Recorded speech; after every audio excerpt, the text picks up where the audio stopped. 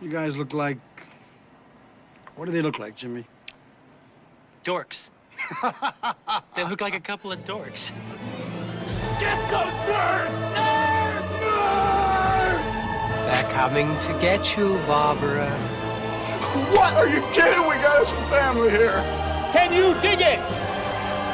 Can you dig it? Can you dig it? You are listening to the In the Mouth of Dorkness podcast, the official podcast of the Alamo Drafthouse, Winchester. Welcome to another edition of the ITMOD podcast. Joining us is Brian Young. God, I love being a turtle! The Turtle Dork. Cap, do you read me? Cap, it's Sam, on your left. And also joining us is Lisa Gullickson. Quick, suck it before the venom reaches my heart. Wife Dork. Shake that. Don't pull it. And Brad Gullickson. And for gosh sake, watch your language. That's not going away anytime soon. Mouth Dork. Whatever it takes. And I'm your host, Darren Smith. Warm. Warmer. Disco. The Disco Dork. 3,000. That's crazy. And welcome to another edition of the ITMOD podcast REVIEWcast for Avengers Endgame. Dun, dun, dun, dun, We've made it to the end. I can't believe it. I've watched this movie 3 times since Thursday. So I watched it twice on Thursday, once yesterday. And I got to say it, riding that emotional roller coaster 3 times, I'm pooped. Yeah. Are you? I'm tired. Yeah. Well, we've been going to late showings, right? So even if you start the film at 8 o'clock, you're getting out after midnight. Yeah. And we know how I get, sleepy beepy. Sleepy beepy. And there is no good moment for a nap. The whole movie is engaging all the way through, I found, at least. Yeah, my first viewing, I had the infamous bathroom situation. Oh, no. I don't understand you people who can't hold your bladder for 30 hours. You know what? I was the same. I felt just like you did. And I was like, I don't understand this. I don't get it. And then all of a sudden, like, it was pressing against my bladder. That's an anxiety pee. And that is. Yeah, and it was literally a Tom Hanks League of Their Own piss. Oh, my goodness. Like, I was like, you got to be kidding me. You had been building it up for weeks just in anticipation of and this I went film? to the bathroom before I left. I was like, I'm good. And then it just hit me. I was like, you got to be fucking kidding me. But, I'm guessing that it was like the adrenaline. You know how like sometimes when you're in fight or flight mode, you just have to evacuate your body? Mm-hmm. That's what it was like. I like how Brian's disagreeing to that. Yeah. You were in full flight mode. It could have been. You're like, it's going to be a tough fight. I got to lighten up. I felt a lot better and I could concentrate because I couldn't concentrate in that moment. And I was like, oh, okay. Now I can focus on the movie. Well, I'm glad you were able to focus on the movie. I'm glad we were all able to see it. Ladies and gentlemen, after all these years, as it's been said before in the marketing, it's all been leading up to this. 21 previous movies, 11 years. 11 years, 21 previous movies. A form of narrative, long-form storytelling of sorts that is really unprecedented. Yeah. In Hollywood and in cinema. And my personal opinion, if you ask me, I feel like Marvel has unequivocally stuck the landing. Mm-hmm.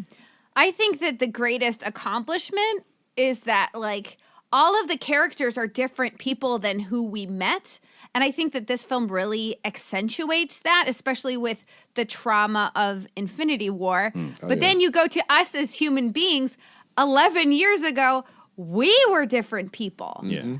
A lot, even the younger Marvel fans, MCU fans who came to this franchise when they were 8 years old. They've gone through high school and college. That's the great thing about it is like there are people who've actually grown up with this universe, like literally from kids to adults.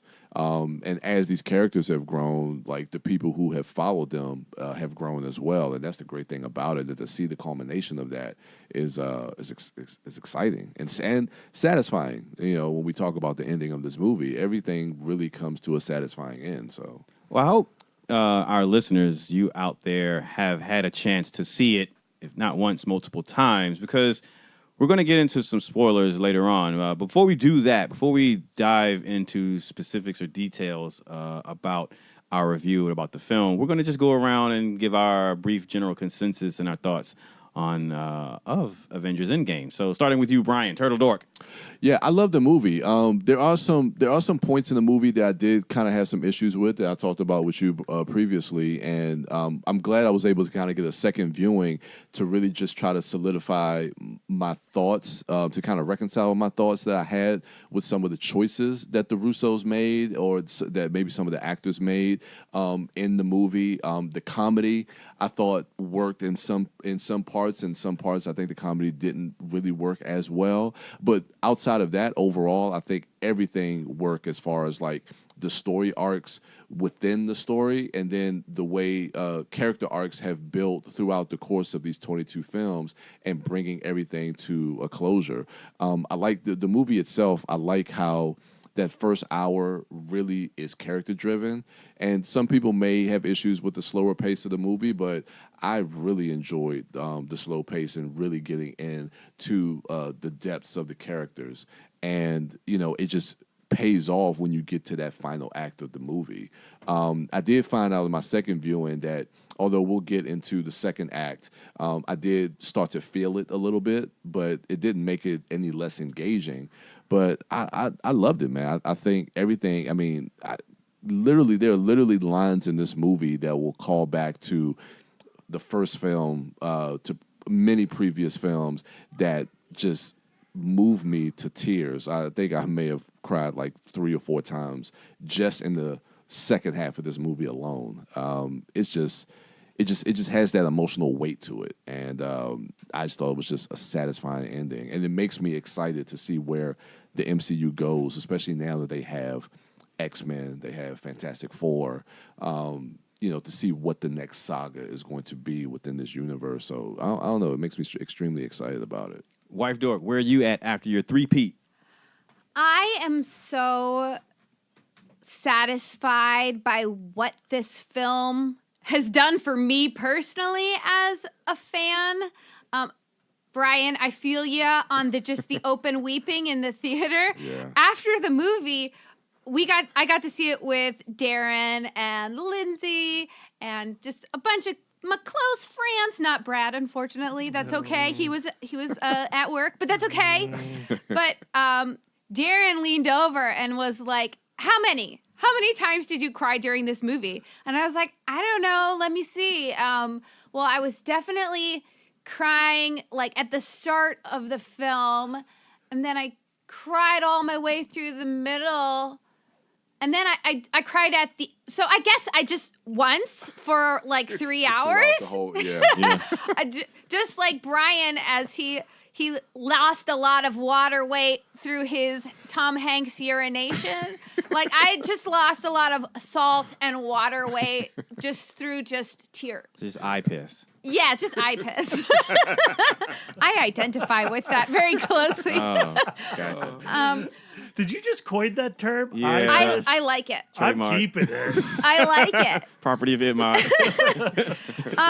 So with this film, we're in the end game. It's not just about tying up loose ends with the Thanos storyline, but of all of those 21 films. And I had a lot of expectations from what I wanted to happen for each character, which little storylines I was watching for.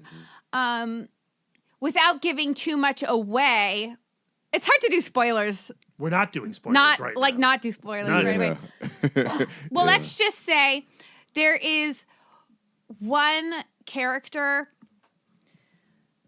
who gets to complete their arc in this film in particular. And to me, I thought that was very beautiful. There are a lot of relationships that need mending, a lot of destinies that need to be fulfilled. And I thought that this film does a good job of prioritizing what can and needs to be resolved before this chapter can really come to a close. The there are a few storylines where I'm just like, ugh, I don't know if that is enough to end this saga for these two particular characters or for, so there are some things where I'm like, there is more there to be mined. But this is also like a very dense storyline in terms of action that needs to happen. There are 3 movies within this one movie, each of which has to have a beginning, middle, and end. So there, just mechanically, there is a lot of moving parts. Yeah. So I can kind of forgive it for dropping the ball for me personally in a few places. But I also love how this film is like an aesthetic culmination of all of the places we've been with these characters. Because if you think about like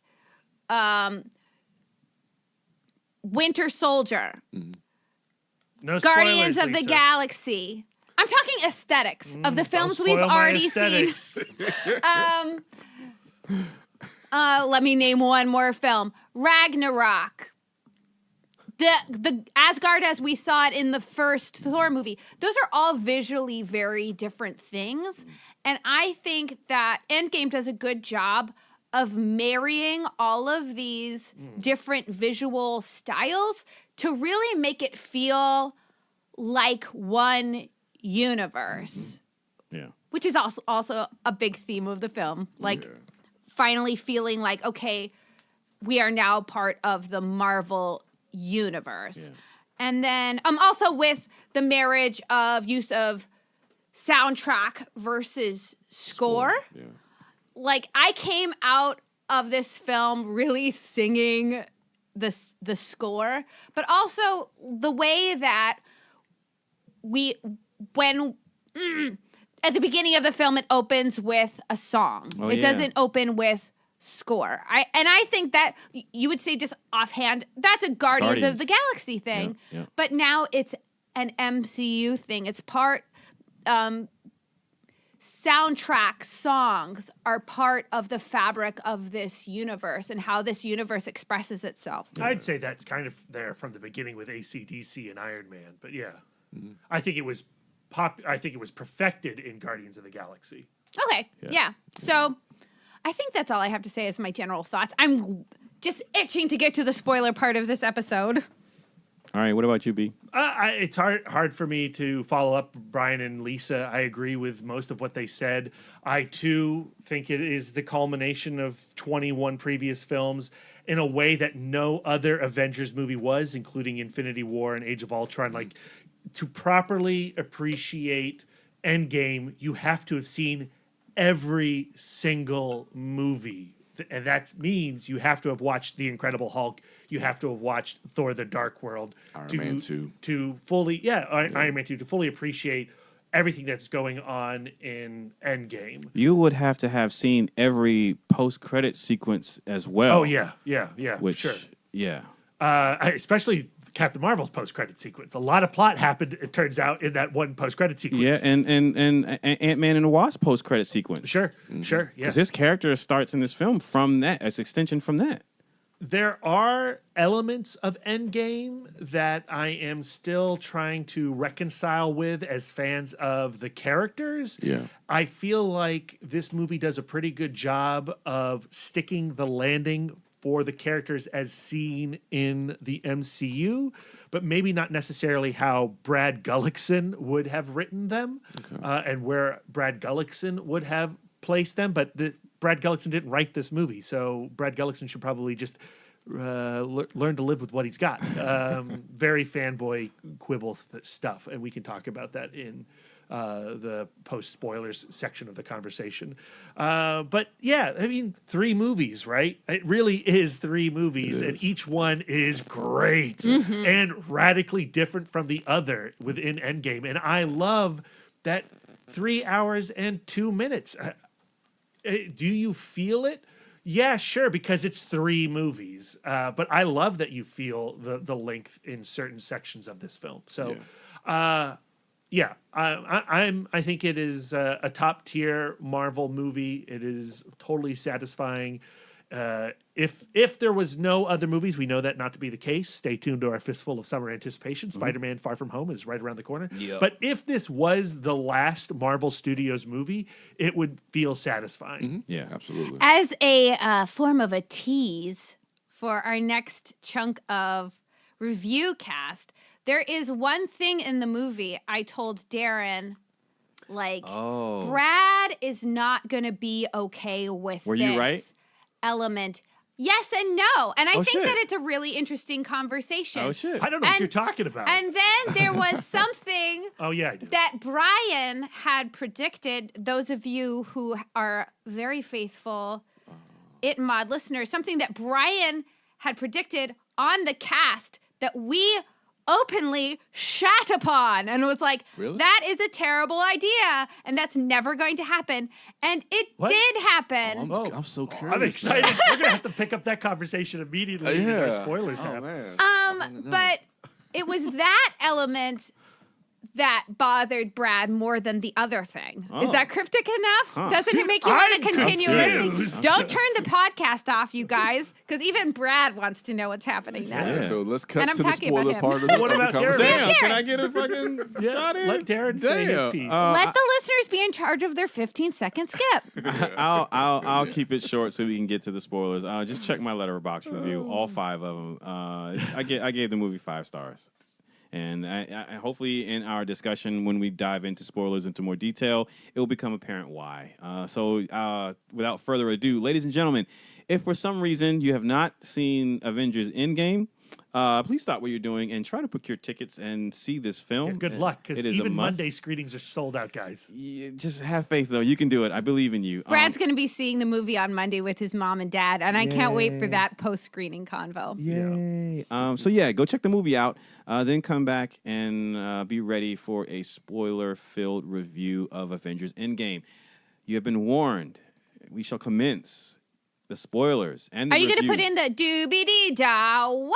Are you going to put that in? I could do that. I'm just going to leave in what you just said Okay. because I don't think it's Should I do better. it? Should I do it clean? Yep. Doobie-dee-da-wah!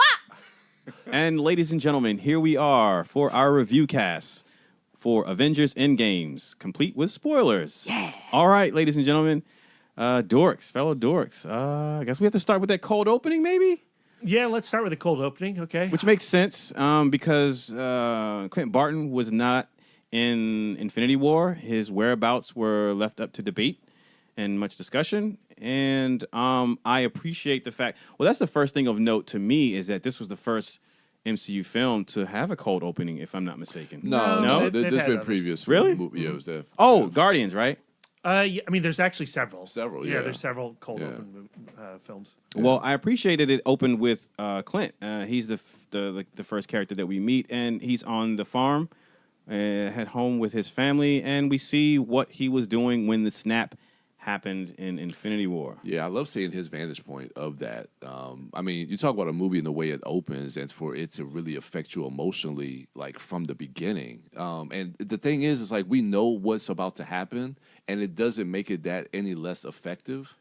And that's what I loved about that moment, and just the way Jeremy Renner plays that when he sees that his daughter's gone and looks at his family, and it's just I have to amazing. say, like, each screening that I've gone to, there were at least a half a theater full of people who did not know what was about to happen because every screen there were audible gasps, like, all around me when he turns around and his daughter's gone.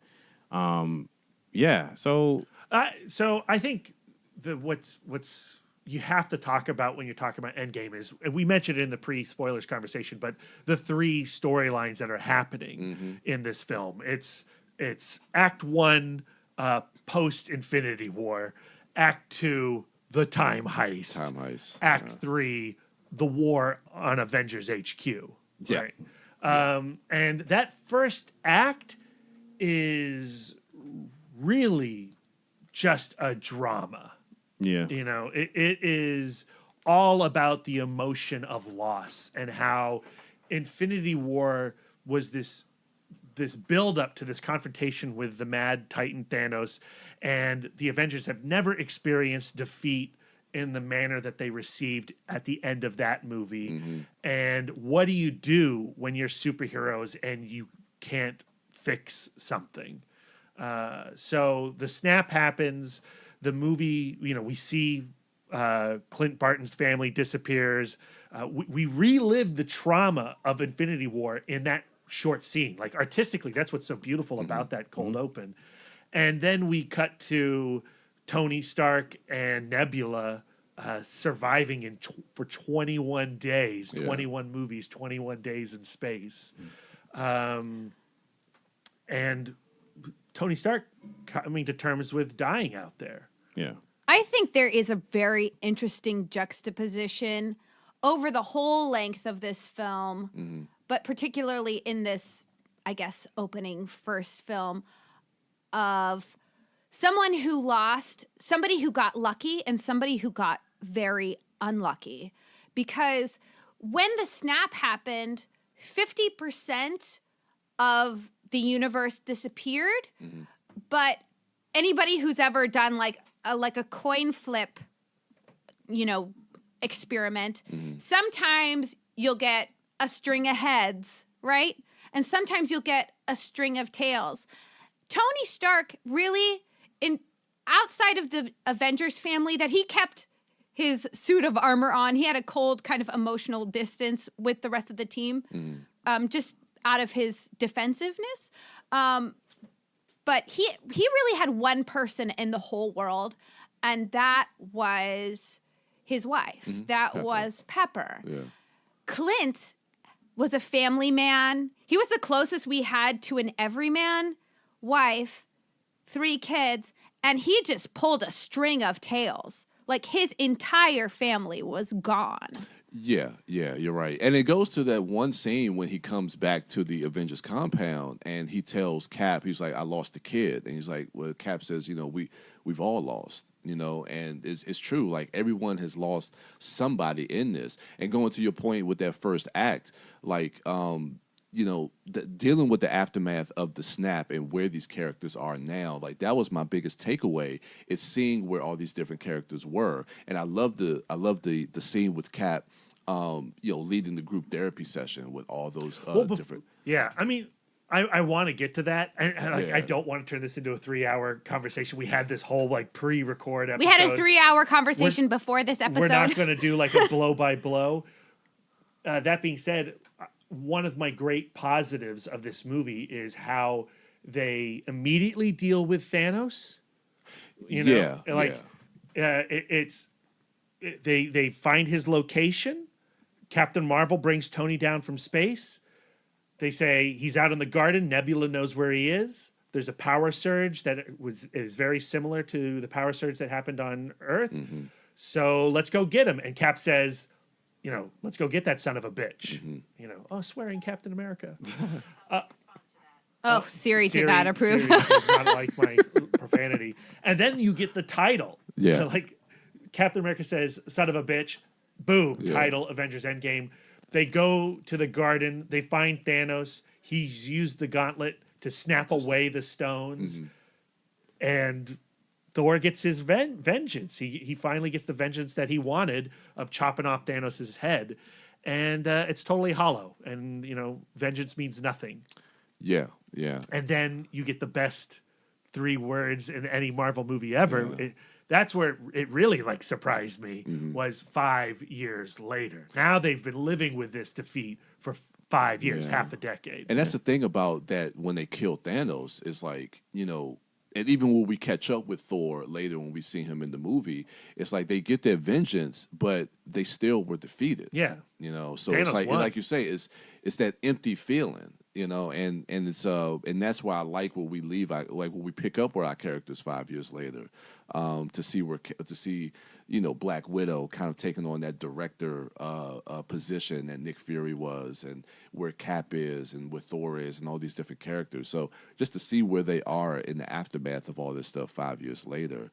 I thought that was a great callback too for Cap in the group therapy session, calling back to Winter Soldier where he first met Sam and how he met Sam, and when he asked him what do you want to do? It's like, I don't know. And it's like Cap is finding his purpose in this time as far as what he feels he needs to be doing to help these people.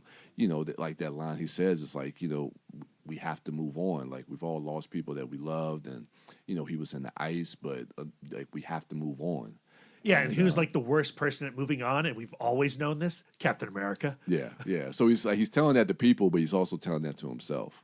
Yeah, and I like that in that scene. It's Joe Russo, the director, is the person talking about the date he tried to have post snap, and then the other guy is Jim Starlin, the creator of Thanos.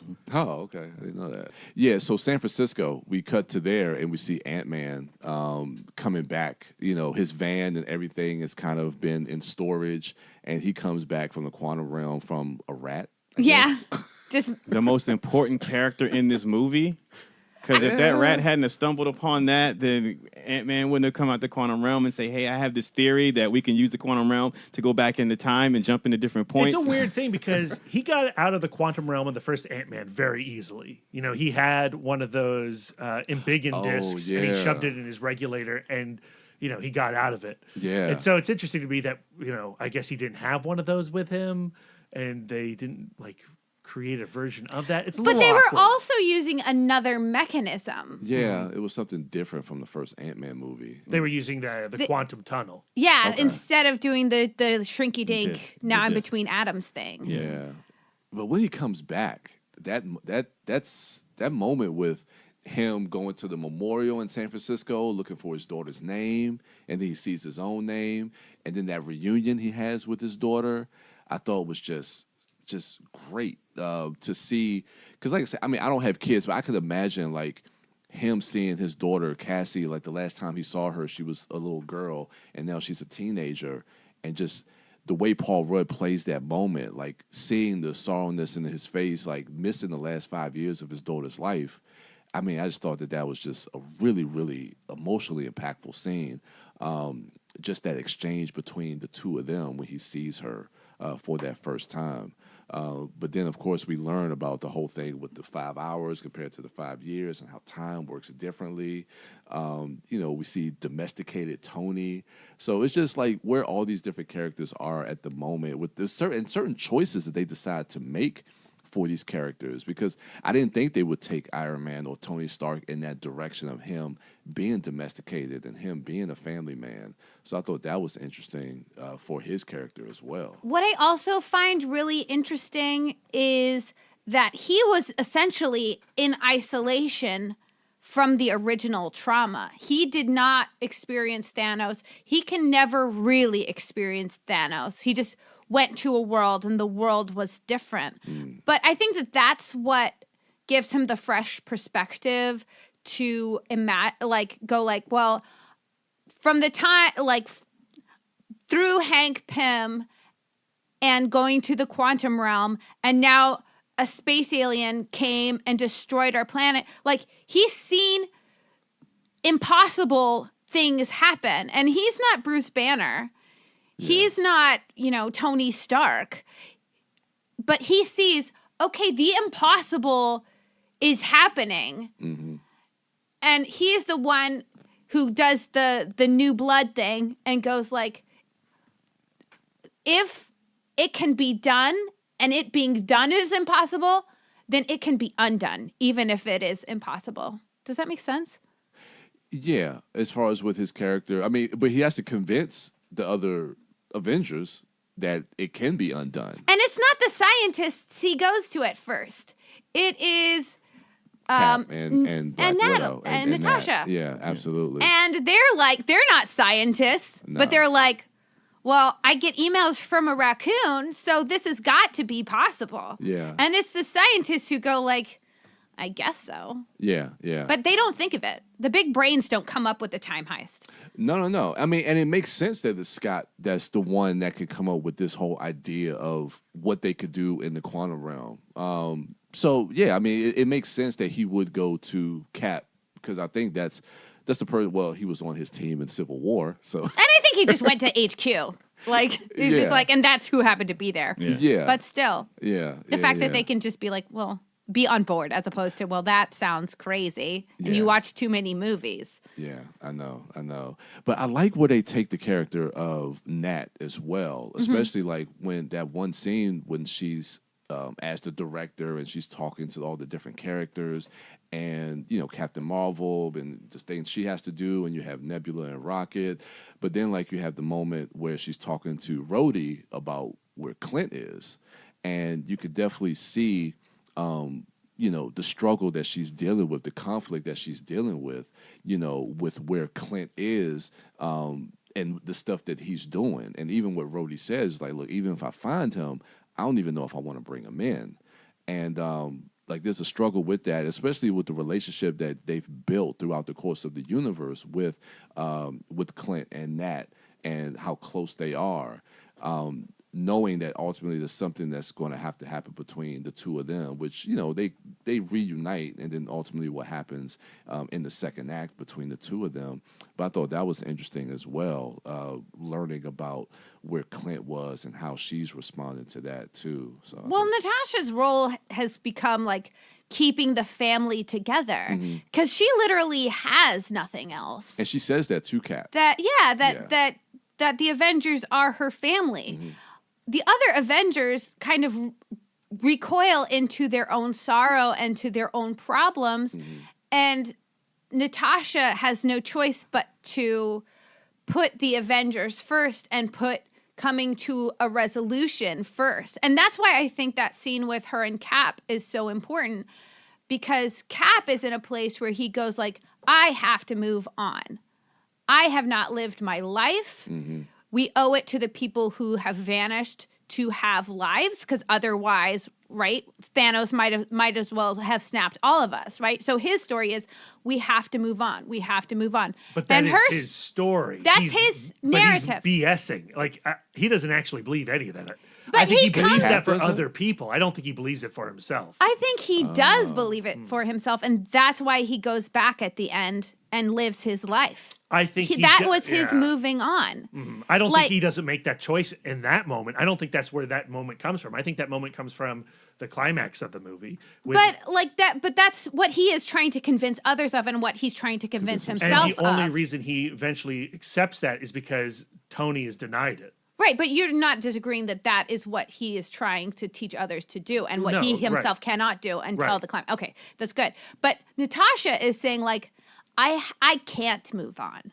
Like, this is my purpose. My purpose is the Avengers. Yeah. My purpose is fixing this thing, and that goes to the culmination of her story that ends at Vormir. Yeah, absolutely. Like, she's like, I'm in a place where I am never moving forward. This is my thing. Yeah. And that's why her story can come to a close. Yeah.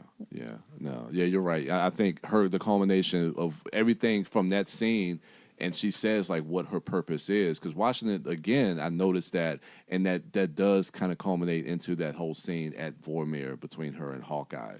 So, and which is kind of tragic, but yeah. So that was interesting. I guess the other two characters is I guess Intelligent Hulk. Yeah, Professor Hulk. Banner Hulk. Yes. Doc Green. Yes. So before the break, I was like, there is one thing that I am sure that Brad is going to hate. And it was Banner Hulk. Because if you have been following Brad's articles on FSR, one of his theories about the Hulk character, and you can rephrase if I'm wrong, but that Banner and Hulk are two different people who both want to live their lives. But this film is saying like that Banner always, saw Hulk as the problem and as a separate entity, but really if we bring the strengths of Banner's brain, Hulk's brawn together into and finally become one person with neither of them living their full lives, I guess, then he can finally become the hero he feels like he needs to be. What do you think, Brady? Ideally, my favorite version of the character is Hulk as a thing who wants to live and Banner as a thing who wants to live. And if we were going to continue down more Hulk storylines, that's the Hulk I'm interested in. I think as is in this film, giving us Banner Hulk, smart Hulk, whatever you want to call him, That is a concept that has been explored in the comics and feels like an ending for the arc as established in Incredible Hulk through the Avengers, through Ragnarok to this point. It works for me. It didn't bother me as much. Now, do I want to watch a franchise of Banner Hulk movies? Not really. Mm-hmm. But you think it works? I mean, I totally enjoyed it as is in this film. I had a good time with it. Like, it didn't bother me. It didn't bother me at all. I just fully accepted it as is because, like I said, it feels like a natural resolution for what we were experiencing in the MCU movies. Okay, yeah. And it felt like also coming from Infinity War, where there was that conflict and that battle between Hulk and Banner, as far as like who's going to take control. So this just felt like a natural kind of solution. What did Darren think of character. Banner Hulk? That's Because your favorite character. Well, now Thor is his favorite character. If you're that's staying right, up to that's right. date, he's a Thor man now. But you used to be all in with Hulk. So what's your interpretation of this story for him? It's so funny because going like months leading into Endgame, and I may have said it on the podcast, or very least in conversation, I was theorizing that this would happen. Like we would get Professor Hulk.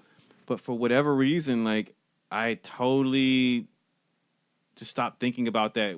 Anyway, I say all that to say, like I was like when he came up on the screen, like it was surprised. I was like, oh shit. I mean, I was happy and I was giddy, but I was surprised. And I just have to say, like, firstly, I don't have a problem with this particular choice or direction for the character, but more importantly, the advancement in CGI and technology and motion capture with this particular character just astounds me. Like, just Mark Ruffalo is at once able to come through and shine through as Banner, but also the artistry in the character of Hulk is also able to share that same space, both visually and emotionally for me. Like just the subtlety and the nuance in the movements of his eyes when he's at the table and the kids come up and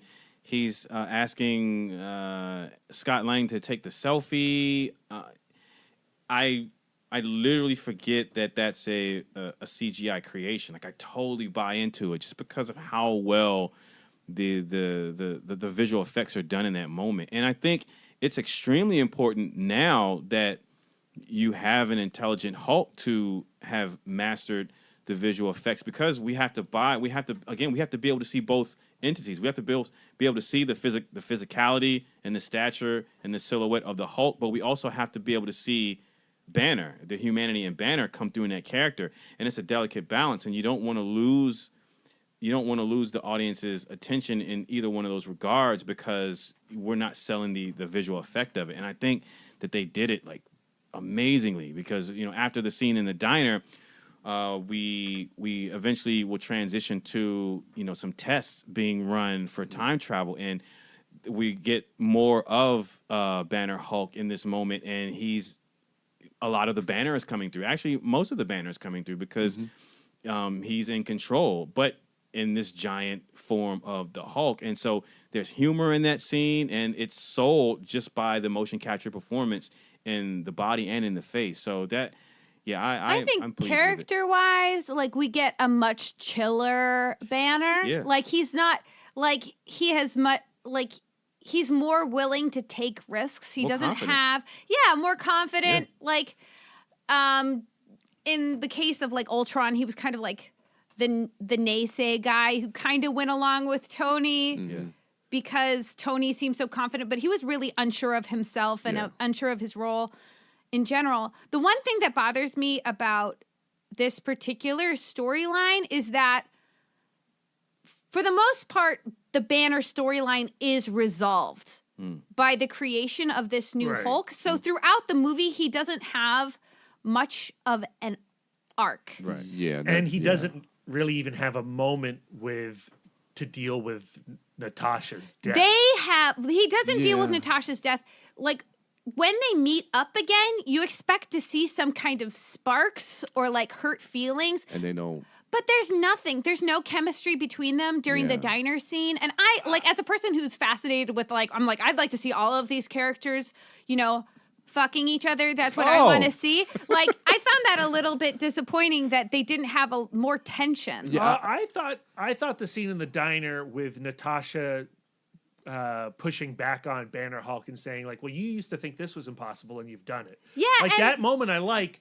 And feels like a natural continuation to the character work that was happening in Age of Ultron to Infinity War. But when she dies, and you know, he says to Cap at the end, you know, like, I tried to bring her back with my snap or whatever. I really did. Like, it just he doesn't have a moment really to deal with this the death loss. Of And then all we get is that one line to Captain America, and I And guess the him bench throwing toss. a bench And the bench toss. and smashing the time platform. I mean, as well. I felt more from Hawkeye dealing with Black Widow's death than Right. Hulk, and I wanted, because of Age of Ultron, I wanted to have those moments and those interactions between those characters. But it's a 3 hour and 2 minute movie, and there, you know, that's a lot of reconciliation that has to happen. But like the culmination of his character would be the marriage of Banner and Hulk would be the snap, because Banner would not be strong enough to put on the gauntlet. Hulk wouldn't have the self-control to do the snap. So if we're building to that moment, there should have been still more conflict between who is he meant to be? Well, he's meant to be the person who can put on the gauntlet and snap. Okay, so building up to that moment. I see. More with, you know, resolution with Natasha. I see. But yeah. I felt like his character kind of ended up downplayed in a way that I thought was a little meh. I mean, I think they're subverting a lot of expectation there with that character. Yeah. So with the diner scene, I kind of jumped ahead when I mentioned the humor in Banner Hulk with the time travel experiments. But with the diner scene, after that, one thing I wanted to talk about, because we're at the tail end of the first act of the film, is when Tony decides. Firstly, he runs a simulation program, and he successfully simulates a time travel theory, and he proposes to Pepper, like, hey, I figured this thing out. Should I do it? Should I not do it? If you tell me don't do it, then I won't do it. And I feel like in that discussion with Pepper, where she says one of my few failures in life has been trying to get you to quit things, I feel like that line of dialogue is also an extension of and sort of a culmination of all the times that Pepper has been trying to get Tony to take the arc reactor out. Hey, you need shirts in your closet, you know, not Iron Man suits. And I feel like that moment of, you know, her saying that is the realization that, you know what, it's going to be pointless to tell you not to do it, because firstly, I know you can do it. Secondly, I know you want to do it. Thirdly, I know you're going to do it. And this is who I fell in love with in the first place. Right. And if I love you, I have to accept you and let you be you. Right. And so that's a thing that in any other movie or most movies would happen at the end of the movie, right? And I appreciate that it happens. Well, it happens at the end of the first movie in this movie. Yeah, but in rewatching it, knowing where that solution goes, that scene is such a hard watch. Yeah, because he says, you know, I should put this idea in a box and throw it in the bottom of the lake and then just get into bed and go to sleep. And she says, but will you be able to rest? And that line is a callback to that at the end. Yeah. Like the contrast of Tony then to Hawkeye, like Tony has everything. He's now the one with everything to lose. Right. Where he now has a family. He has a child that did not exist before the snap. Like, and so for him to make the sacrifice play or to put everything on the line, like, well, he's not in a place where he wants to put everything on the line. He's in a place where he wants to create some boundaries to keep what he has. Where before the snap, Hawkeye was the one with everything to lose. Hawkeye was the one with the family.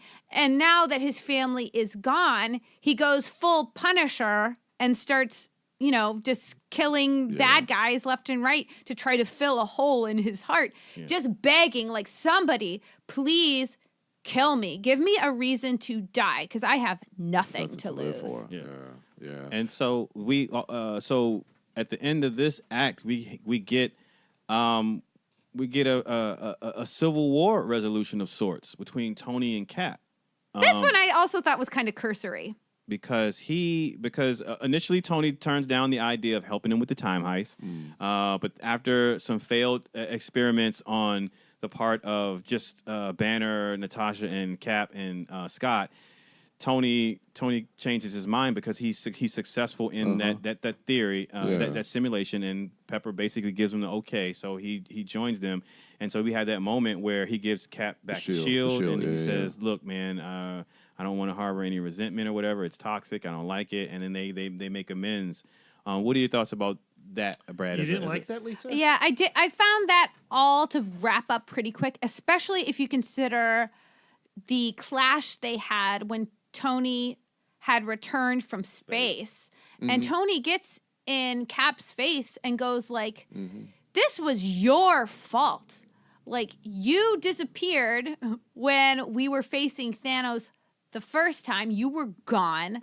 Like, when I said we had to have an armor around the world, you said no.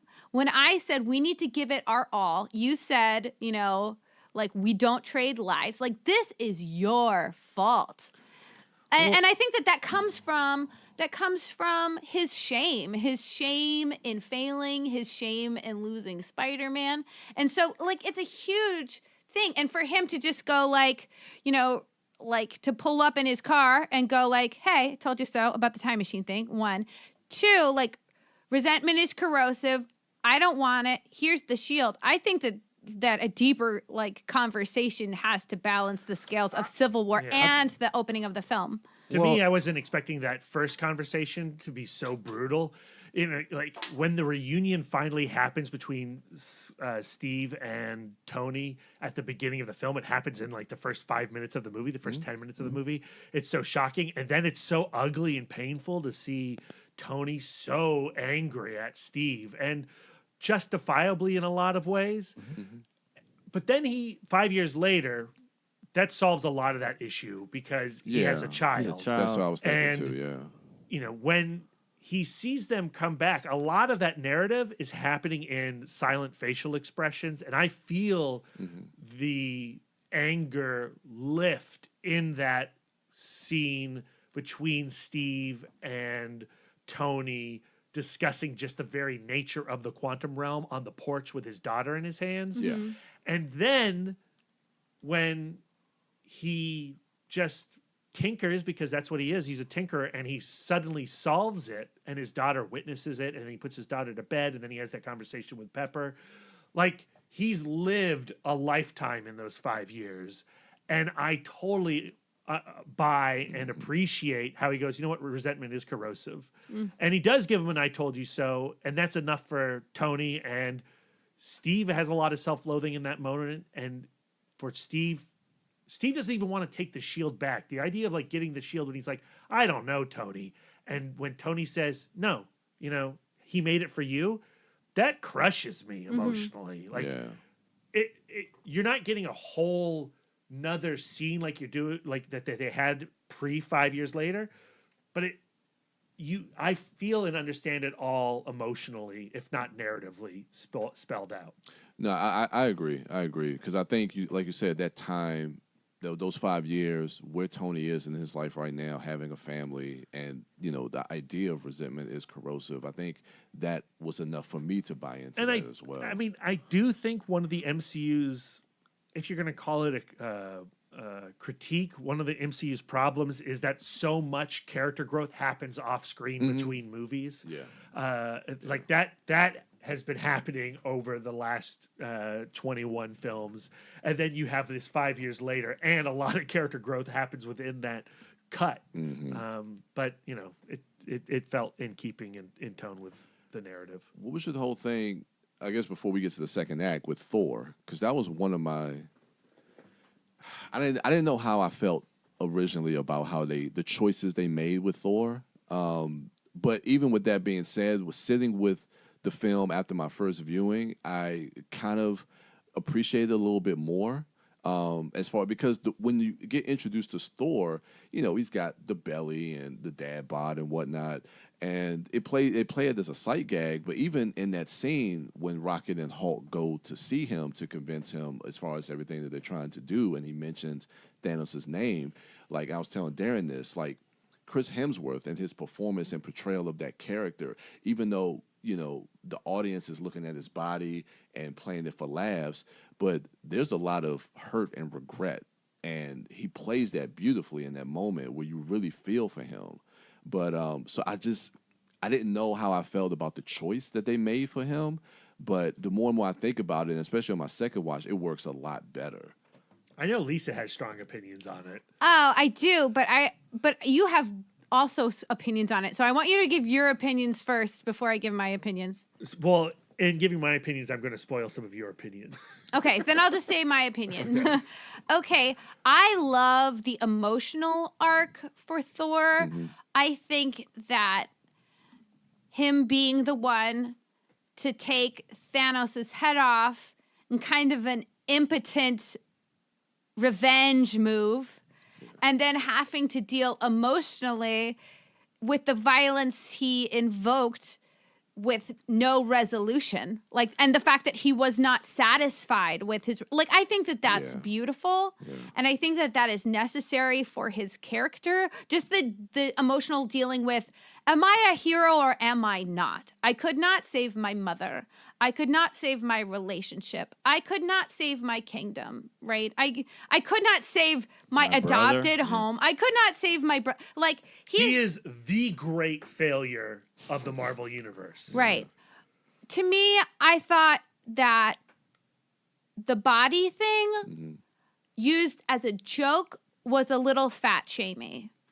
Where we already have a problem in our culture with seeing overweight people as somehow morally corrupt, that they can't control their longing for carbs and for beer. And so one of the markers of him being a worse person is that he's no longer ripped.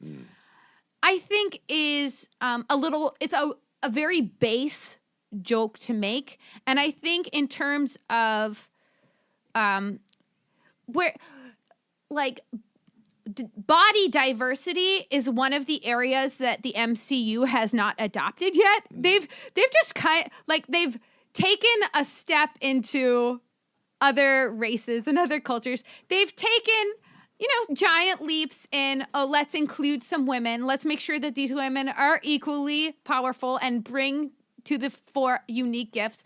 But it took them a while, right?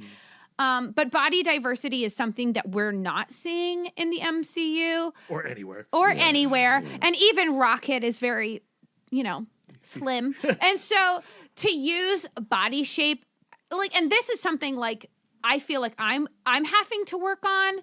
As a person, I'm not a person of size, but I've dealt with, being a woman my whole life and the garbage that brings to it.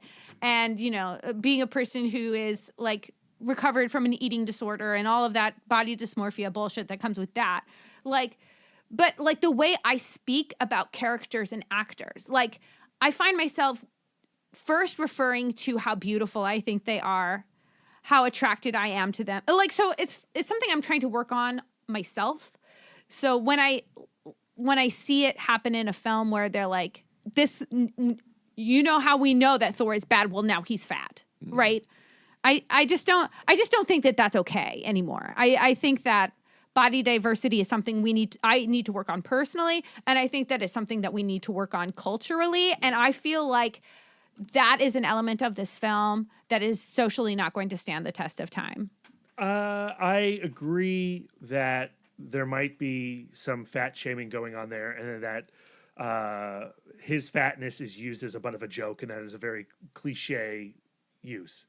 However, from a story point of view, I remember when Darren said that Thor was his favorite Avenger after Infinity War, I thought that was kind of laughable. But as I've lived with Thor and Infinity War, I agree with Darren. Like, he has become my favorite Avenger within the context of Infinity War and Endgame.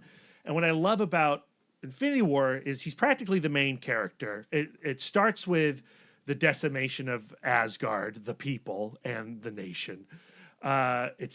His story is spent building this god killer weapon to counter the Infinity Gauntlet.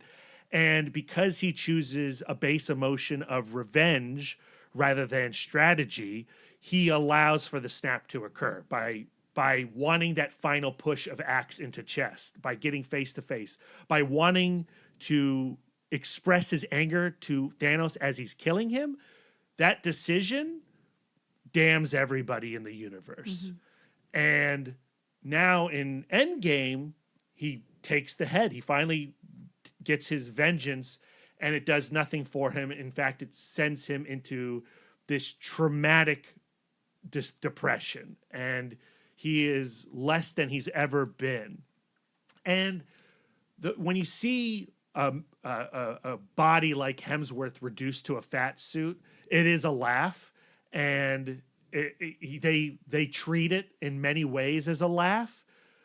But to Brian's point, when Hulk sees that, and it's quick narrative happening through a fat suit, but he sees that physically he has lost himself as much as he has mentally. And then when they have their exchange of words, and he says Thanos, and Thor grabs him, he's like, "We don't say that name there." Like, I go from like laughing at this fat suit to like crying immediately. And when Hulk says, "I was in a place like this, and you know who got me out?" He's like, "Natasha." He goes, "No, man, you did." And you're like, "Oh, okay." In a lesser movie, that would pull Thor out of his stupor. But he's teamed up with Rocket in the time heist section of this movie. They go to Thor the Dark World to extract the ether from Jane. And he's still like deeply suffering. And now he's partnered with this raccoon who they went on this God Killer mission and failed. But on that God Killer mission, Rocket heard the terror, the sad tale of Thor, the unworthy. That his brother's dead, his mother's dead, his dad's dead, his sister's dead, his people are dead, his friend's dead. And now Rocket is in the golden age of Thor and Thor the Dark World. And he's like, "All right, we can do this, buddy. You got this, you got this." And again, in a lesser movie, he would get that slap across the face. He'd be like, "I got this. Yeah. I'm good." But he still can't do it. Can't do it, yeah. And he goes and he finds his mother, and Rocket has to go get the ether. And poor Jane Foster in that timeline. And now Thor is with Frigga, and he tells her this horrible story that happened to him. And she goes, and this is the whole point of the Marvel Universe is in this conversation. And it's like, yes, you failed. Everybody fails. Yeah. The Marvel Universe, the MCU, is a long line of failures. Yeah. They're all failures. And they're constantly trying to better themselves and failing, and better themselves and failing. And the mom says, "Look, you failed. That doesn't mean your life's over. It means you got to keep going." Yeah. And he goes, "Okay, I need to do that. I'm going to do that, Mom." And he sticks his hand out, and this is the biggest surprise of the whole freaking movie to me, because it just did not occur to me that that's how they're gonna that Thor is gonna get Mjolnir. Yeah. And when Thor gets Mjolnir, and Mjolnir acknowledges him still as a worthy individual, and he says like, "Oh, I'm still worthy," another like Niagara Falls. And what? Oh, good. Well, I just want to get to like so. He and Rocket go back. Mom's like, "Eat a salad." Another joke. Yeah, very funny. And if the movie ended with him worthy, with Stormbreaker in one hand, Mjolnir in another, suit on, and he's thin, ripped Thor again, I would be disgusted. But the film ends with Thor going from the first movie, I've been trying to be king and trying to find myself to be worthy to be king, and going, you know what? I don't know who I am, and maybe I'll never know who I am. And I'm gonna go hang out with these other losers, and the Asgardians of the galaxy, and I'm gonna go find myself. And Valkyrie, you're the king of Asgard. I'm not worthy to be that, and I'm gonna live up to Mjolnir saying that I'm worthy. And that's what he's doing at the end. And the whole time he still has a fat suit. Now, if we come back into Asgardians of the Galaxy and he has just ripped Chris Hemsworth again, I will be deeply sad. But I love seeing him come to terms with his own pathetic nature. And he doesn't solve anything by the end of this movie. Right. That's the beautiful thing about Thor in this film is he's not cured. He's out to find himself. He's out to help others. He knows he likes doing that. He's no longer suicidal. He's no longer in the stupor, but he's going to be dealing with the repercussions of Infinity War for a long time. I appreciate that. Just to put a button in the fashion thing. Sure. Like, I appreciate that the physical manifestation of his sorrow and his stress is him putting on weight. I know. Black Widow also has a physical manifestation of her stress, and that is that she lets her roots grow out. Yeah. I think that if that had been reversed and Thor's roots had grown out and Black Widow put on 60 pounds, it would be very, very different. I agree. I'm not saying it's like this is a good thing. Well, I can see that it's character motivated. I think that maybe the jokey jokes about it could have been played down. But here's the thing. This is like the jokey jokes, like the tonal shift of mocking his fatness to don't you say his name, taking an audience member from like fat joke to this is real is I find to be beautiful. And now, that is something that the MCU does very well. And I'm sometimes just saying, not to Brian's point too, but in this case, I felt like it did.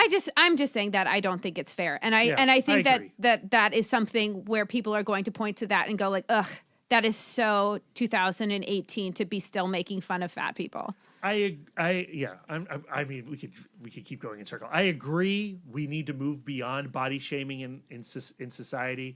But I understand how it's used, and I honestly like how it's used in this movie. Okay.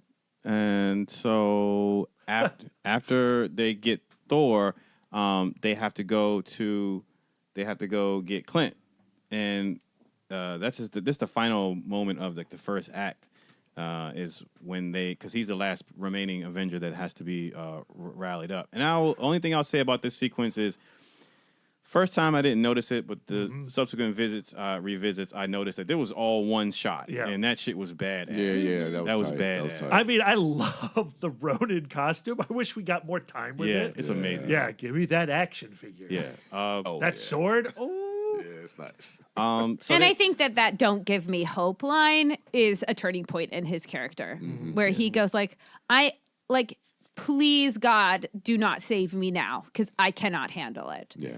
So after they get all the group together, they eventually do the time heist. So they determine that in New York City, in one particular time, there are 3 stones there at the same time. So they send a group there. They send Natasha, Clint, Rhodey, and Nebula. They go to Vormir and Morag, respectively. And then there is who goes to Thor: get the Dark World. Thor goes to Asgard. I knew this scene was coming, like just because the stupid internet, right? But I didn't know how good it was going to be. It was pretty cool. And you know that the moment that Cap says, like, look, we've all have had encounters with the stones at different points. Like, I was like, okay, so we're going to go back to some of the old movies. And that was kind of fun to go back to some of the previous films. I thought that was cool. And to see it from different, like going to Guardians and then going to the Battle of New York, and to see it from different vantage points, I thought was really cool. And the one thing, as far as the whole time heist, that I really got connected to was the character of Nebula and Karen Gillan, and how pivotal her role is in this movie. And just to see her arc, especially going back to Guardians and then having to deal with the evil Nebula, and then also how Thanos learns of this whole plot and how she plays into all of that. I just thought that she just did a phenomenal job in just this whole sequence and just having a role. Because when I look back at 2014 and Guardians of the Galaxy, and you look at Nebula as a character, like I never would have thought that she would have played such a pivotal role in this end game in this whole story. But with her being the daughter of Thanos, like she has really become one of my favorite characters. Like between these last two movies, like I just love everything about the character of Nebula. And I don't think you would have recognized her how much growth she's had since the first time we met her if you did not put old Nebula right next to new Nebula. Yeah. Because we remember from the first act, like the football sequence of her trying to play tabletop That's like one of football. my favorite scenes. And like she does not game. Like she's like, I think I'm feeling fun. It's confusing, right? But then when you put her next to how she was raised and who she was under the thumb of Thanos, you realize, oh my God, she has compassion for Terrans. She has stakes because she loves her sister so much. She loves Rocket so much. So I love that. Again, just from a strict performance and like script point of view, that opening scene where Mr. Fantasy by Traffic plays, you talk about like the use of soundtrack. There is that shot when she wins and the Russos just stick on her face and you get to see her like accept this place that she just had, like this moment in time between her and Tony. Yeah. Like that's another one on rewatch, really emotional sequence. Yeah. And in those 21 days with Tony, how she cares for this Terran and puts him in his chair and all that stuff. And like, so when we get to the end of the movie and she kills herself, like, that's just awesome comic book story. I like the symbolism in that too, killing her old self. Yes. Nebula is a cool character. And if, not to plug our other podcast, but on Comic Book Couples Counseling, we did the Infinity Gauntlet storyline. And what Nebula is in that storyline is a symbol of Thanos's depravity. And the way he treats Nebula, she's a completely different character, but the way he treats her shows how heartless he really is. And it's the same for this Nebula. Like, Nebula was his daughter. He raised her like a father, but at the same time could cut off parts of her body and cause her pain and dehumanize her by turning her into a camera, by sticking a plug in her head. So like to me in the first act, like when he believes that Nebula is the one that kills him, he's like, that makes sense. That makes sense that Nebula would be the one to kill me because I have treated her like garbage. And I love that moment, like that Mexican standoff when Gamora and Nebula are there with Hawkeye, and she's saying they're trying to convince evil Nebula. It's like, look, you can change. And she's like, he won't let me. And you can see the struggle and like they're starting to turn. Well, and how that version of Nebula cannot comprehend the 9 years later Nebula. Yeah. Like she's an alien. Yeah. And not only is she an alien, but she's a figure of disgust. Like she hates this future Nebula. Yeah. But what caused her to pull the trigger was that old Nebula pulled the gun on old Gamora. Yeah. And so she did it to save her. It was a selfless act for her sister, whom she loves. Yeah, absolutely. I love Nebula. She's a great character. And then like the other stuff in the time heist that I love was when Tony goes back to 1970 and the interaction with his father. That got to me. Like father-son stuff always gets to me. And just the fact that the conversation he has with Howard Stark, and it's almost like the son advising his father about fatherhood because now he has his own daughter. I thought was just such a great moment between Tony and his father. And I was telling Darren this too, and going to your point with Thor and the conversation that he has with his mother. It's like, when you lose somebody, sometimes you don't get a chance to say goodbye the way you want to. And Thor and Tony never had a chance to say goodbye to their mother and their father, respectively.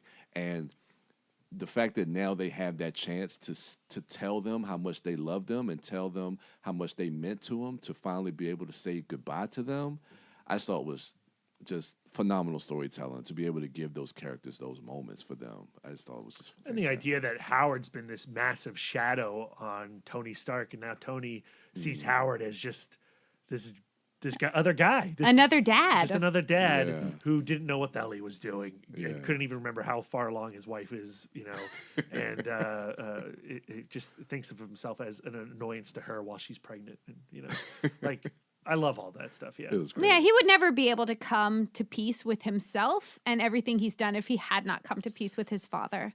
The other sense of interesting duality or doubling effect that occurs, similar to Nebula versus Nebula, is Captain America versus Captain America. A great action scene, so wonderful to see 2012 Cap go against 2019 Cap, or whatever the hell year it is, 5 years from then. And just seeing those two Captain Americas square off against each other and realizing how much Steve Rogers has changed in that time. While the scene is great, and when Cap's like, I could do this all day, he's like, yeah, I know. Him going like, yeah, I know is funny, but also sad. Really? Because he knows how hollow it is. Because that idealism that he had led to nothing. His ideology, his principles, he went from a man who was like, I can do this all day, to, we don't trade lives, to now in this film, whatever it takes. We failed, so now we're going to cheat.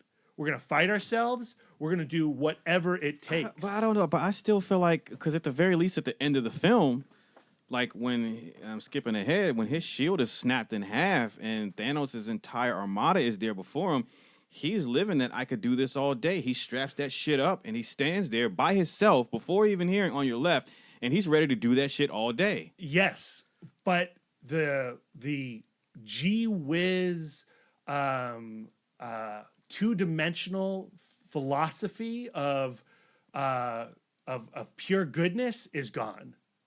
Now, what's interesting is he's still worthy, and why is he worthy in that moment is interesting. What, the end? Yeah, at the end of the film, when he can lift Mjolnir and operate Mjolnir. But the guy who is in 2019 is not the guy who he was in 2012. I felt like when he said, yeah, I know, I felt like that was him acknowledging that that means I'm going to have to fight this dude because it's going to be a long day because I can do this all day too. And I know he can. So fuck, let's just, don't tell me that. Let's just get it on with it because we got a long evening ahead of us. That's why I took that. I feel like I'm buying more into Brad's narrative than your narrative. Like the narrative of like, oh, this is going to be exhausting because we're both the same guy.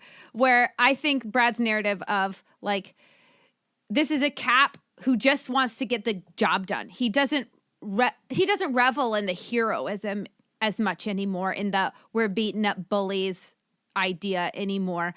Also, the fact that, like Brad brought this up before, like when he sees himself, he says, oh, you gotta be shitting me. He is a Cap who swears. He is a Cap who engages with the dark side of things.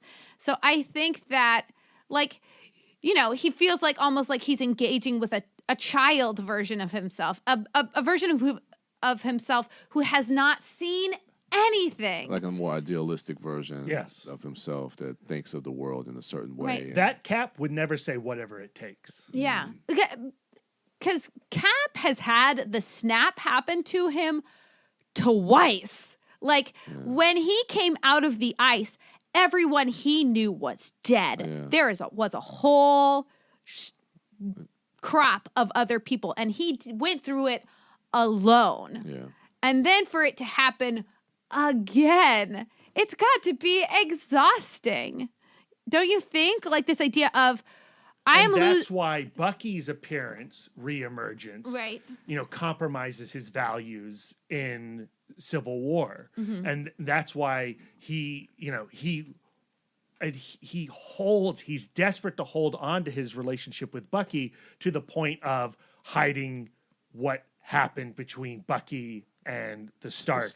Isn't that a whatever it takes attitude though? No. No. That's what I'm saying is that's when it's starting to happen. That's when his World War II fight the good fight is starting to bend, and that's what causes Civil War. And now it is like he is completely lost. He's failed everybody, and now he's got to do whatever it takes to right the wrongs. And that, like, you will always, when your back is against the wall, you will always choose survival over principle and ideology. And he does that in this film. What it comes down to is the first time they were going around to get the stones, he said, we don't trade lives. And he was literally talking about, we don't trade lives for stones. Like, if it comes down to Vision or the Infinity Stone, we save Vision. This second time of going around to get the stones, it was whatever it takes. So you can die if you want to, but we need those fucking stones. Yeah. That's what I think. Speaking of which, the last scene in this particular act, or the last stone, or the last, is when Clint and Natasha go to Vormir. Yeah, I had some issues. Well, it works better the second time. Like when we just saw it, I think that scene, because I actually really teared up the second time. But it just felt like emotionally it kept halting me because of the stop and starting of them like deciding who's going to go and who's going to jump, and I was just like the pacing of that scene just felt off. But knowing character-wise, especially for Natasha and for Clint, where they are, that scene plays a lot different on rewatch, and it really is effective. I actually loved it's going to be Clint. Oh no, it's going to be Natasha. No, it's going to be Clint. I liked that.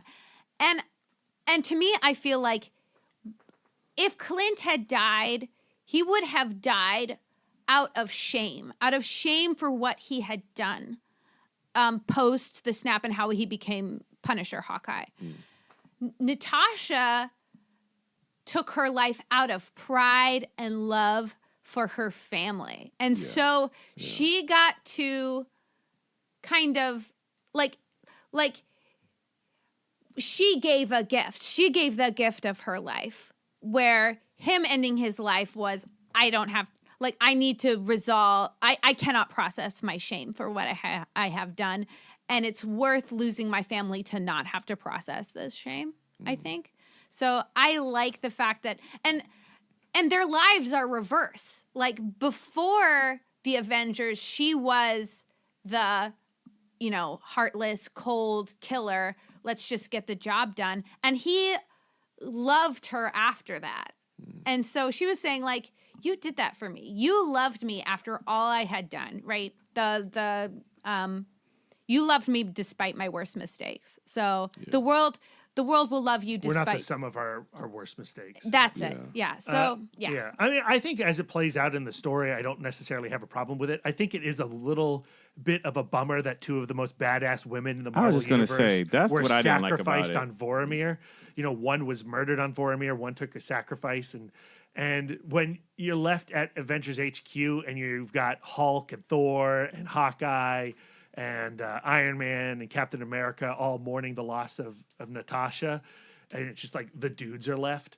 Like narratively, it doesn't necessarily bother me. Optically, I don't like it. Yeah, the first woman and the first woman of color. Granted, that color was green, but we all knew. That was what I don't like about that. It's like, damn, y'all MCU loves tossing women off this cliff, man. Like I just don't. Yeah, I would have rather had been.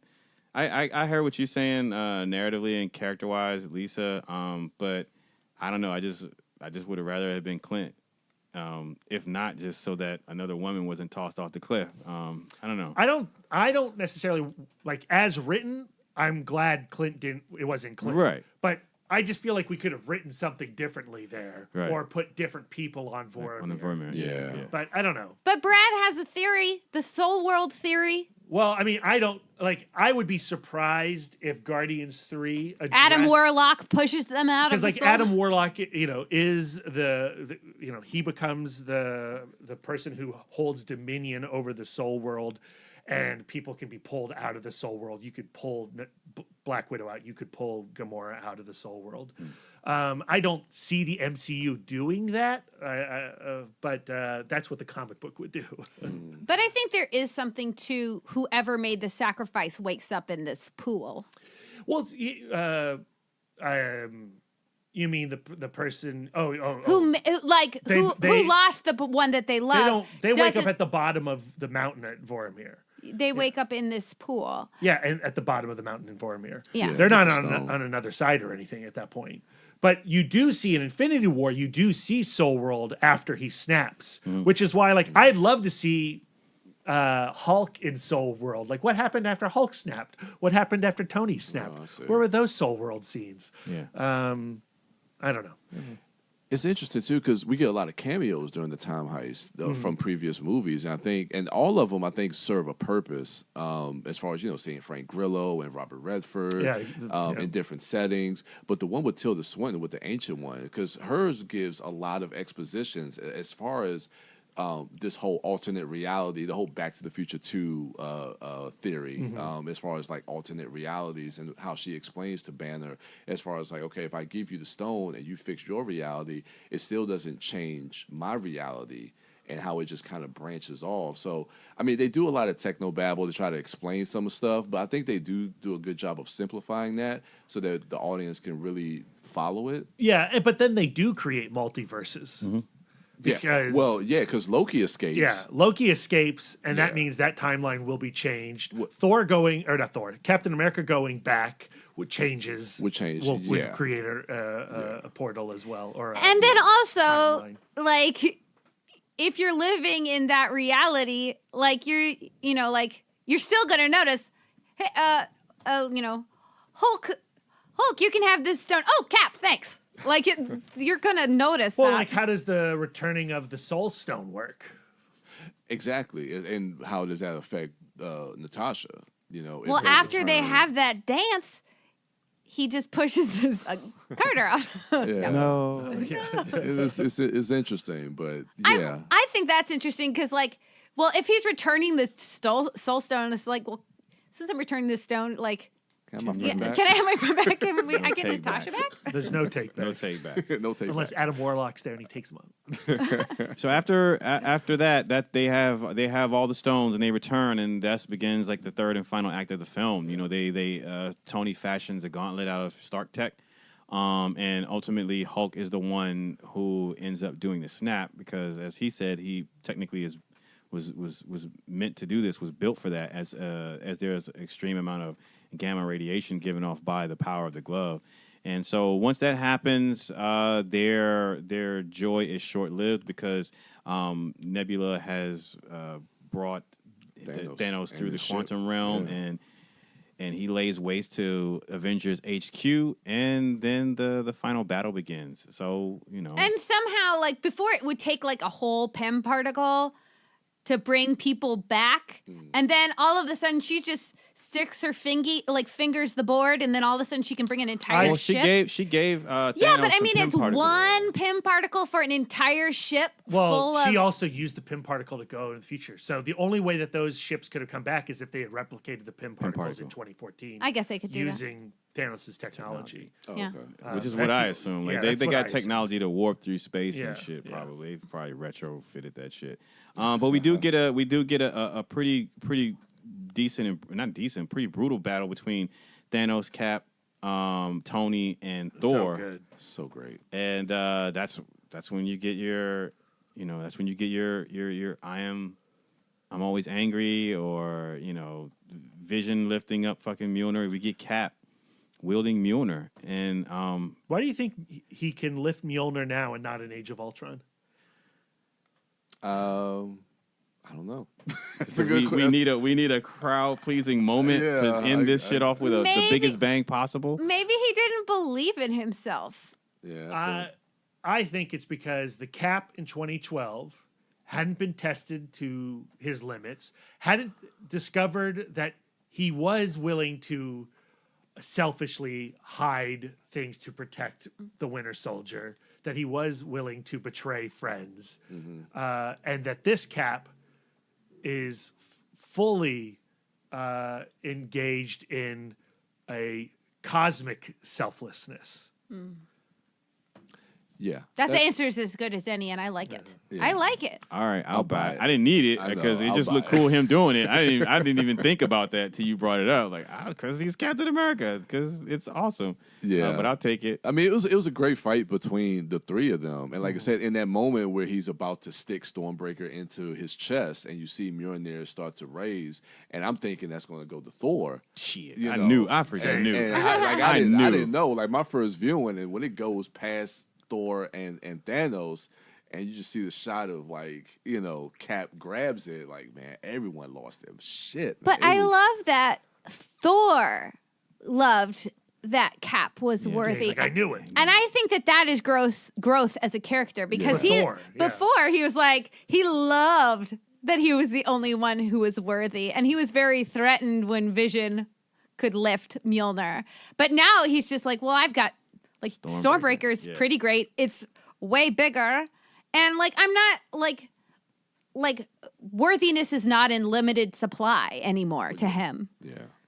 He wasn't technically threatened when Vision lifted Mjolnir. He knew that the Vision was the guy to follow because he could pick Mjolnir. He was definitely threatened that the idea of Cap maybe picking it up, or Tony Stark. In Age of Ultron. Yeah. But I loved like when his shield gets broken in half. It's a great image. Great image. And like this was the part for me, like just that one shot when Thanos calls his army, and you see like almost how you explained that Godzilla shot, like just like wide landscape with the army and just Cap on that ledge by himself. And what I was saying to you before, just that whole idea of like he's going to go into that fight, by himself if he needs to. And when he hears Sam on the comms, like I don't know why that just like destroyed me, because it was like when he says like on your left, and destroyed me, bro. And that portal opens up. That's like, we're here, we got your back. And I just couldn't hold. And then you see Shuri, Okoye, and Black Panther come through, when Black Panther gives them that look. Like everybody shows up, not just like the heroes, but sorcerers and Asgardians and Ravagers. In their full power. Like they haven't spent the last 5 years being like run down to the quick. They are ready to go. And then you get the line that I've been waiting frickin' 10, 11 years to hear, Avengers Assemble. And then Mjolnir goes right into his hand. I mean, that was the moment of the film. It was just absolutely amazing. I love, like, every time I've watched it with a crowd and the portal opens up and T'Challa, Okoye, and Shuri step out, the response is just so good. What did you think of the reunion of Peter Parker and Tony Stark? I mean, it's beautiful. It's great. What I find interesting about that scene, Tony needed that resolution for himself. Like, losing Peter Parker was just an open wound for him. And it was beautiful to see them reunite. But I found it interesting that he could remember being dusted, which means that all of those people who are coming back remember that instance of like things were getting dusty and now I'm back, Well, if I'm remembering Infinity War correctly, Peter was like dusting slowly for dramatic effect, so he could even have that dialogue with Tony, like, I don't want to go. So I think I'm figuring like he saw like his arm and his hand. Well, yeah, I mean, you can see. I mean, even when Drax and Quill got dusted. But same with Nick Fury. Like when he got dusted, like it was slow. He remembers that. Yeah. He's like, mother duster. But but all those characters, man, like every single character from the MCU. Like Valkyrie shows up on a Pegasus. I was gonna say, like my third watch, it hit me like there's a friggin' Pegasus on Brad and I talked about in the MCU right now. That's fucking about it dope. Today I was like, where was that Pegasus this whole time? Like, was that Pegasus on the ship? Yeah. Did they take the time to load when they were evacuating Asgard, they took the time to load the Pegasi onto ships too. Yeah. Yes, Lisa, obviously, because it's there. Because it's there. Man. And what's awesome about that is like, oh, everybody's here. And you've had the Avengers assemble moment, and then you've got this Lord of the Rings army on one side, another Lord of the Rings army, and they clash, and you've got to match the Asgardians, you've got Badoon. To match the sorcerers, you've got Chitauri. You've got the giant, Outriders. you got You've got the man. giant Chitauri. So great. Oh, and the giant man's coming out punching space dragons. I got sentimental over the way that Drax stabs. I was like, and he's like so short and stabby. I was just like, Black oh, I love Dwarf. you. And I'm like, wow, everybody's here. And Scarlet Witch has her moment where she's finally going to get her revenge on Thanos, and Thanos is like, make it rain. Yeah. And Thanos makes it rain, but then the guns go up, and you're Yeah. like, what the hell are they shooting? And I'm like, oh shit. Yeah. Here she goes. Yeah. Captain Marvel shows up on the battlefield. How did you guys feel about that? I liked it. I again, like I said, I mean, you guys know I'm not the biggest fan of the Captain Marvel movie. And I like her a lot better in this film. And I thought it was really, really How dare you. I know, I'm sorry. She's so good in the first one. Yeah. I mean, I like the movie, but I just wasn't that big a fan of it. But anyway, but I love how they treated her character, and especially in this battle scene, seeing her come into this and the moments that she has, the fight that she has where she bested Thanos, and the having all the women heroes come together. Like, it's just, that always gets a cheer and an applause.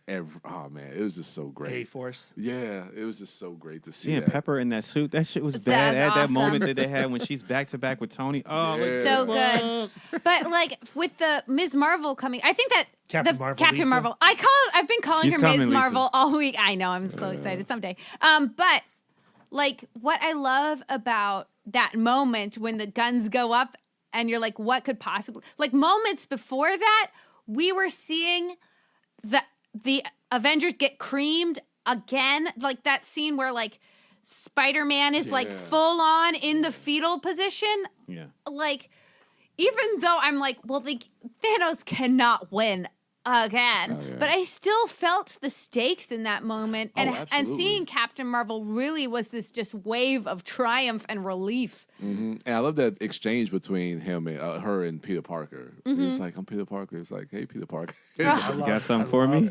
Love that. Now, so when it's finally Captain Marvel, when we watch Captain Marvel, she obliterates Sanctuary 2, just completely decimates the ship. Yeah. And you're like, oh, okay. Well, so Captain America, Thor, Iron Man, really struggling to take down the Titan. He doesn't even have his stones. He's a tough dude. Now he's got the gauntlet. And when Captain Marvel shows up, she's like, well, Captain Marvel's going to dust this guy. Like, she's going to completely destroy him. And she prevents him from closing his fist. Mm-hmm. And I love the headbutt that Thanos does. It does nothing to her. Yeah. You're like, well, how? Like, what is the dramatic tension going to be? And then pulling the power stone from the knuckle. That's great writing. Mm-hmm. That was great. That's great action writing. Yeah. Mm-hmm. And in doing that, she knocks the gauntlet. No. No. He's wearing it. He's wearing it. She's trying to stop his hand from snapping, and she's succeeding in that. But then he pulls the Power Stone out, using the Power Stone in the other fist, smashes her across the field. That's when we see Tony Stark make eye contact with Doctor Strange. And Doctor Strange. Like, this is the one. Yeah. This is the one. And like just that the setup for that moment, and still not doing a disservice to the power established by Captain Marvel. I thought was just really great execution. Something else I like was a callback. Again, callbacks to the other films. I talked to Darren about this. Was T'Challa like referencing Clint? Because it took me back to the airport scene when Clint was like, hey, I'm Clint Barton. He's like, I don't care. And so for T'Challa to acknowledge Clint, I just thought that was just amazing. To get the baton passed, like the first baton pass. I really like just those character moments. And like Cap that calling Spidey Queens. Yeah, so great. Yeah. Great. So good. So good. Oh man, it was awesome. And then like even the instant kill, like activate instant kill. And the Iron Spider just goes crazy, starts stabbing outriders. So Tony gets gems. Tony gets all the gems. Yeah. He does a switcheroo. Yep. And says, Because he's crafty. His number one strength as a superhero is that he's thinking about 2 steps faster than anybody. It's such like an obvious, like you have to bring Tony's last line back to I am Iron Man. But again, like how they set that up with Thanos having now witnessed his own death, like his last words before Thor cut his head off was I am inevitable. And Thanos in 2014 has now seen his life laid out. He got the stones, he succeeded, but it still wasn't enough. So now we're going to restart the universe. I can't just do half the universe. If I want my perfect universe, I'm going to rebuild it in my image. And so now he's got the things, and he quotes himself. Yeah. He quotes his dying words to Iron Man. I am inevitable. Hollow snap. And then, of course, Tony quotes himself as he is wont to do. so good. Like, that is just great writing. Yeah. And I mean, on paper, I don't even think like him saying I am Iron Man. I don't even know if on paper that should have worked. It shouldn't. But it works. It should be super like obvious and like, oh, but again, because of how they set up Thanos' story, and then for Tony to mirror that, and for Tony to finally like recognize, you know, he spent his entire franchise trying to make up for being an arms dealer, trying to make up for Ultron, trying to make up for Civil War, trying to contain his family, and now he has to just accept that he can't be here for his family and all the other people to stay, to remain. Yeah. This is the third the time. sacrifice play, Yeah. like the final sacrifice This play. is the third time he's faced death, because he faced death in New cave. York. No, he in the faced cave. death- Fourth time he's faced death. Faced death in the cave. But I Faced- felt like he was fighting all the way to the end in the cave. Like he had his out because he made the suit. So I'm saying like times where he's like, this is the moment. I'm walking off of this mortal coil. New York. The beginning of this film, he's like, there's no food left. It's just me and the blue beanie. This is my final message. Pepper, I love you. It's always been you. Okay, I'm out. I hope you find this message. He was sure he was going to die. This is the third time he's faced death, and he is doing it like Natasha did it. Proactively, shame-free. This is the gift I have to give. Because of Doctor Strange, I know it's going to work this time. Like, I'm 100% positive. Yeah. I thought that, I mean, it gets me every time. And this is the gift that cures Steve Rogers. Yeah. That allows Steve Rogers to go back and live his life. And live his life. Yeah.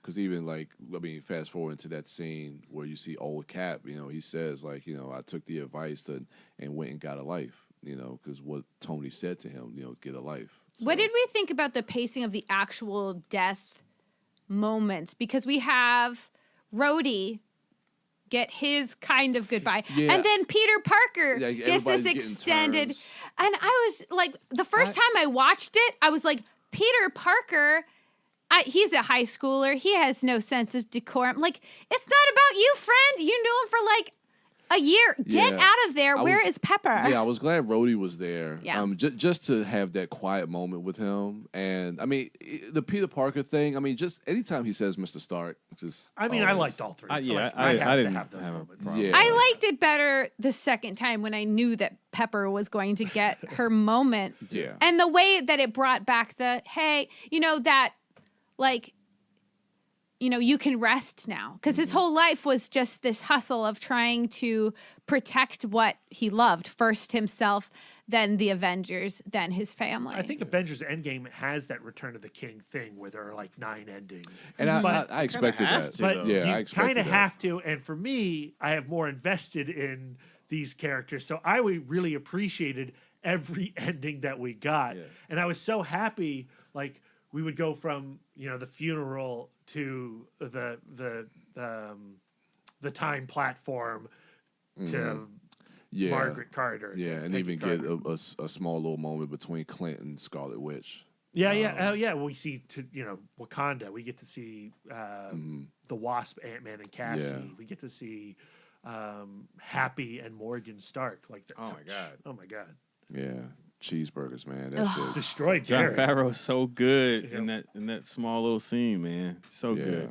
And now, like with Spider-Man: Far From Home coming out, I'm really interested to see Happy's relationship with Peter Parker. Yeah. Because if you see the first trailer of Far From Home, it's clear that Happy is continuing some form of mentorship with that kid. Do you know what's weird though? This is a totally useless thought. But like, who's at that school? Because the people who did not go through the snap, who lived, they graduated. Yeah, that's true. But then Peter Parker, he has to he's make back up for in lost high. time. Okay, and so that means Ned was snapped too. Yeah. All of the kids we see in Far From Home were all snapped. Yeah. Okay, They all rolled heads, Lisa. I guess so. Rolled heads through tossed heads. No, heads. I think Tossed heads. I think tails. You die. Tails. You die. Heads. You live. Yeah, that's what Jigsaw says. I was gonna say That entire I heard skull. That before. Okay, yeah. What'd you think of that moment with Cap, old Cap? Because I know you love thoughts. old men. Okay, so remember before when I was just like Brad was going to hate Professor Hulk?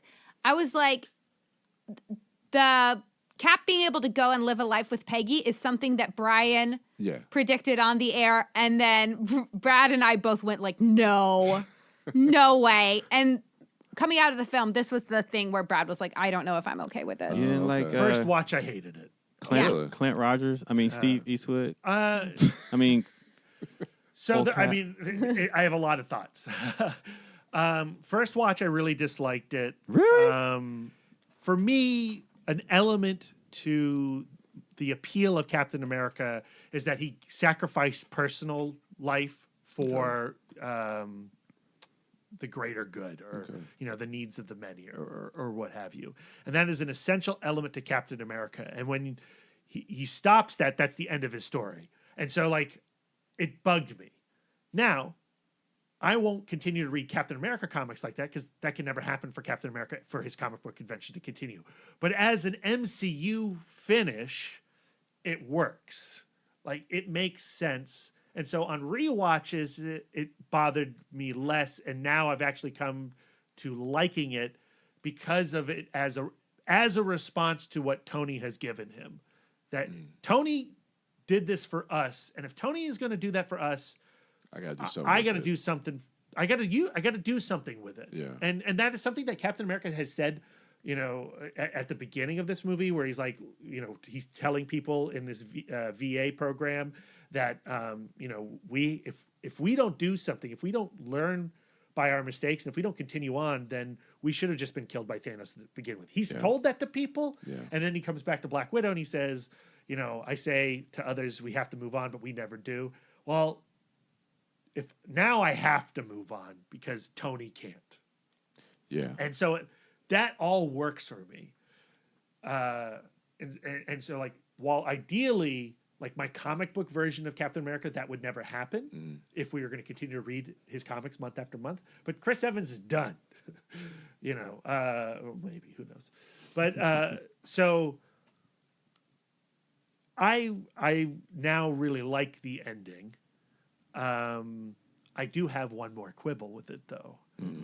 I'm so happy that Sam Wilson gets the shield. Yeah, I was going to ask about the passing of the shield. It makes sense to me. That's what I wanted. Because Winter Soldier, Bucky, he could, like, right now, I don't think he could handle holding the shield. I think Sam Wilson could.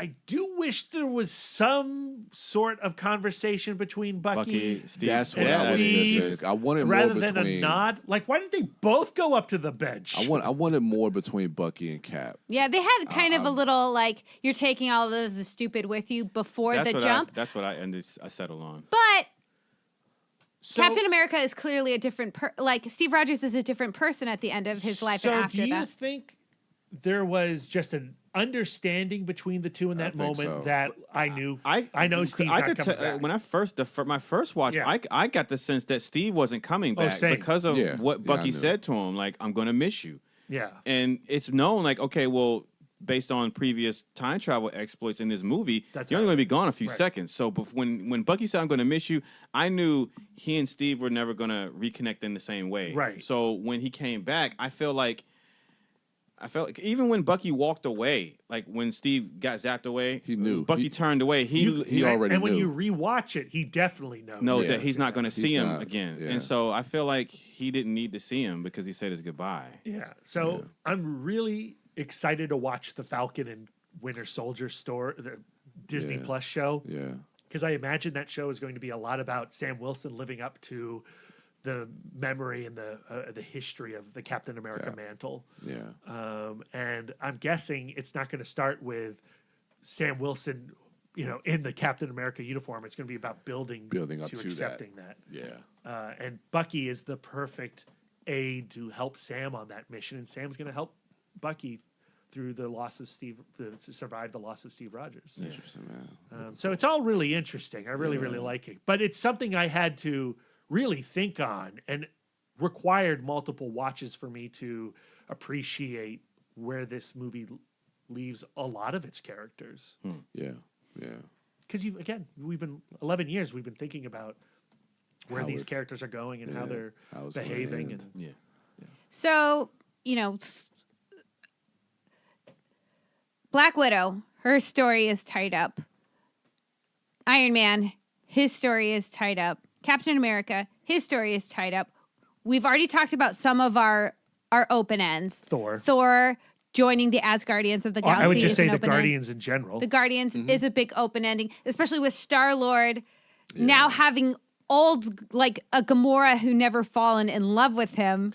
It reminded me a little bit, and I could be wrong. I told this to Darren that it feels like it's kind of following in the Star Trek, like the search for Spock, the search for Gamora, because now they're going out to. And I think where It's they a leave little it, different, but yes. a little different, yeah. But where they leave it, I think it's a great place. And James Gunn has already written his script, and now since he's coming back, I'm so intrigued on what his story is. Moving forward, if it is going to be kind of this whole search for Gamora and what that means for them and the dynamics of that character and bringing Thor into that as well. So it actually makes me more excited for Volume 3. And now we have also the Asgardians. So now Valkyrie is now the king of Asgard, right? And Loki is on the loose in time with the Tesseract. He's got his own TV show to deal Yeah, with. which I think that's going to play into the Disney Plus show. And there's also going to be a Hawkeye TV show, and there's going to be WandaVision. The Vision Scarlet Witch. I'm really television excited show. for that. So it should be a good one.